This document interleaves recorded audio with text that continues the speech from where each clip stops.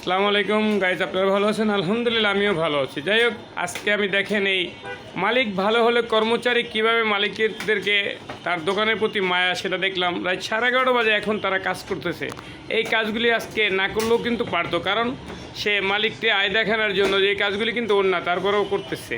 কারণ মালিক ভালো হলে কর্মচারীও ভালো হয়, কথাটা সত্যি। তাই মালিক যদি প্রতি মাসের 1 তারিখে বেতন দিয়ে দেয়, ওরা কিন্তু খুশি মনে কাজ করে। অনেক মালিক আছে, তারা কি করে 15 তারিখে 20 তারিখে বেতন দেয়। তাই কর্মচারীরা কী করে, ঘুমিয়ে কাজ করে। আর এরকম কাজ দেখেন 11:30 পর্যন্ত। মালিক বেতন দেয় 1 তারিখে, তাদের মন খুশি, তার জন্য কিন্তু দেখেন কাজের প্রতি কত মনোযোগ তাদের। তাই যে আপনারা যারা এই ব্যবসা প্রতিষ্ঠানে আছেন, যে মালিকরাই আছেন, তারা কিন্তু কর্মচারীর সাথে ভালো আচরণ করবেন, ভালো ব্যবহার করবেন তাদের সাথে।